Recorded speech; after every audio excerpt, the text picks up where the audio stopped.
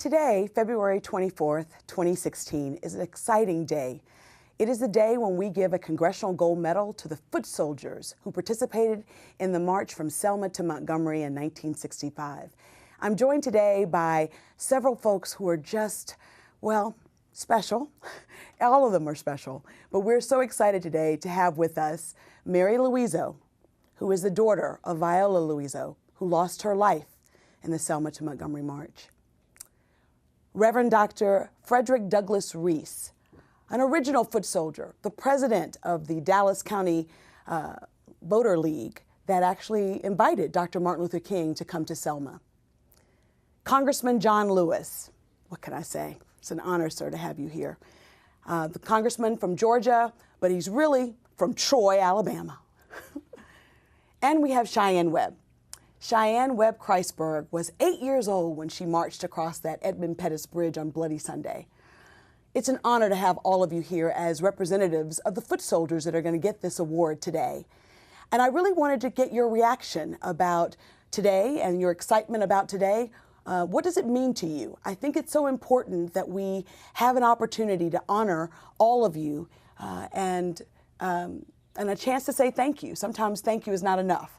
But it's a wonderful opportunity for us to just have a dialogue about what this day means to you and to reminisce a bit about Bloody Sunday or Turnaround Tuesday or the ultimate march from Selma to Montgomery and what that movement for voting rights meant.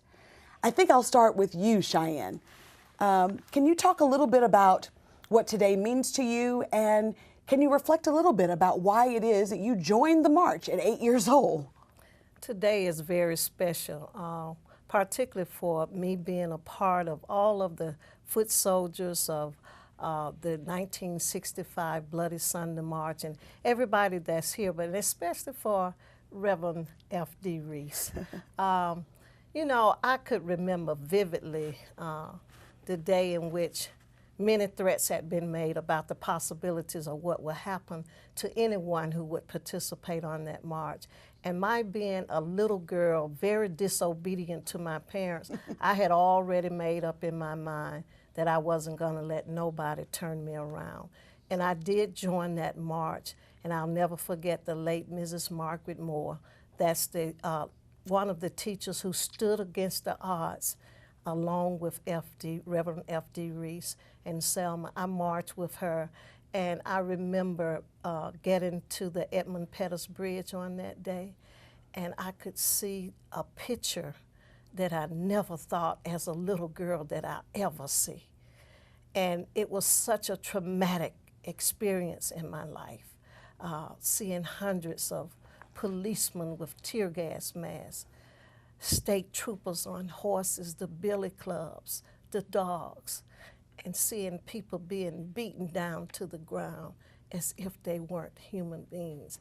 And Congressman Lewis, I remember when you and Reverend Hosea Williams were the leaders of the march that day, and you all were asked to turn all of the marches around. And once you refused, racism unleashed its brutality upon us. And Reverend Reese, I know, invited you as well as Dr. Martin Luther King, invited SNCC and SCLC to come to Selma. Congressman Lewis, you weren't a congressman then.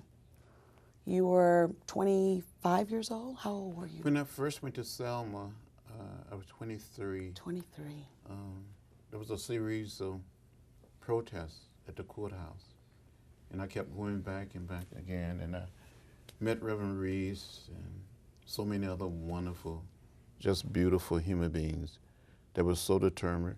We go to the mass meetings and to the rallies, and you had to be there. Mm-hmm. And people would be standing in an unmovable line, trying to go up those steps of the Dallas County Courthouse and take the literacy test and attempt to pass that test so they could become registered voters. So I'm very grateful. Congressman